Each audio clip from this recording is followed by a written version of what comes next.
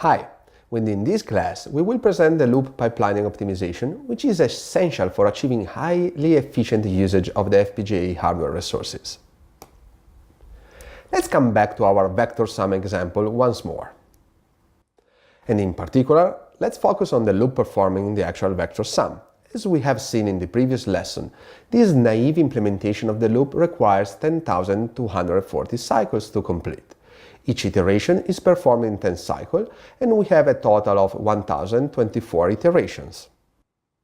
By looking at the Vivado HLS schedule from the analysis report, we can see where our cycles are spent. 2 cycles for the read operations, 7 cycles for the floating point addition, and 1 cycle for the write operation. The floating point adder, as well as the logic for performing the read operations, are internally divided in stages. Every stage computes a partial result of the operation and forwards data to the next stage. Hence, if we think on how this loop is executed in hardware, we can clearly see that we are underutilizing our resources. Indeed, a given stage of the floating point adder is executed once every 10 cycles, meaning that it is used only 10% of the time. In order to improve performance as well as resource utilization, we can pipeline the loop so that each loop iteration starts as soon as possible instead of waiting 10 cycles. In our example, since each loop iteration works on different data elements and there are no loop carry dependencies, in principle, we are able to start one loop iteration at every clock cycle. The overall idea is shown in this figure. With loop pipelining, we switch from a sequential execution of the loop iteration, shown on the top, to a pipeline execution in which the loop iterations are overlapped in time. The number of clock cycles between 2 subsequent iterations of a pipeline loop is referred as initiation interval, or simply II. The minimum possible initiation interval that can be achieved for a pipeline loop is 1. Meaning that each loop iteration can start at every cycle. However, depending on the loop being pipelined, it might not be possible to achieve the ideal initiation interval of 1 cycle. When we achieve an initiation interval of 1, it also means that after the initial time needed to fill the pipeline, all these stages of the operators within the loop are fully utilized at every clock cycle. In order to compare the performance of the sequential and the pipeline loop implementations, we can work out some math. First, when all the iterations are performed in sequence, the overall latency of the loop can be computed by multiplying the iteration latency, referred as IL, by the number of iterations or trip count, n, of the loop. In our example, this yields 10,240 cycles. On the other hand, the latency of the pipeline loop can be derived as follows.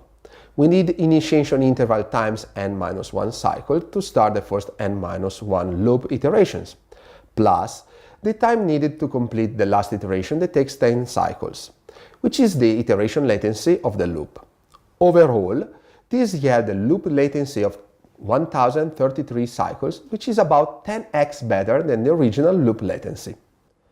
Notice that, compared to unrolling, loop pipelining does not significantly increase the resource consumption of our design. Indeed, with pipelining, we are simply making a better use of underutilized hardware resources. With Vivado HLS, we can use the HLS pipeline pragma within the loop that we wish to pipeline. As we can see from the latency report, the sum loop is flagged as pipelined.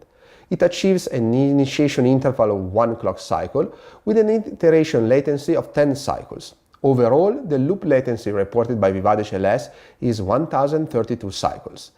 The 1 cycle difference compared to the previous formula is simply due to the fact that Vivado HLS accounts for such cycle within the function body instead of the loop itself. Up to now, we have applied either pipelining or unrolling optimization to a single loop. But nothing prevents us from applying both optimization to the very same loop. Let's now try to apply an unrolling factor of 2 to our pipeline loop.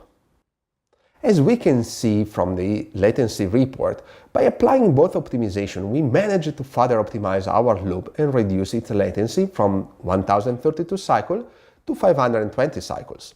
Vivado HLS managed to keep an initiation interval of 1 clock cycle, and since we unroll the loop by a factor of 2, it means that we are actually starting 2 iterations of the loop at every clock cycle in a pipeline fashion. Up to now, we always managed to achieve an initiation interval of 1 clock cycle, and we achieved fairly good performance by combining unrolling and pipelining. Nevertheless, as already discussed on the unrolling optimization, the performance of loop optimization can be limited by constraints on the number of available memory ports and available hardware resources, and secondly, loop carrier dependencies. Let's now try to push the loop optimization further by enrolling our pipeline loop by a factor of 4. The idea is to start 4 loop iterations every cycle in order to roughly halve the loop latency compared to our last results. However, looking at the Vivado HLS latency report, we see that the loop latency has not changed at all and is still 520 cycles. We can see that despite the trip count has reduced from 512 iterations to 256 iterations, Vivado HLS achieves an initiation interval of 2 cycles instead of 1. Overall, this means that 4 iterations of the original loop are executed every 2 cycles, which in terms of performance is equivalent to our previous configuration, in which we executed 2 iterations of the loop every 1 cycle. But why Vivado HLS is not able to achieve an initiation interval of 1 cycle? The synthesis logs shed some light on the issue. Vivado HLS is not able to schedule a load operation for the array A and is forced to increase the initiation interval. Recall that data that we use for our vector sum comes from RAM memories, which provides up to 2 memory ports. Hence, we cannot achieve an initiation interval of 1 cycle with 4 parallel iterations of the loop, since this would require to perform 4 load operations on both the local A and local B array.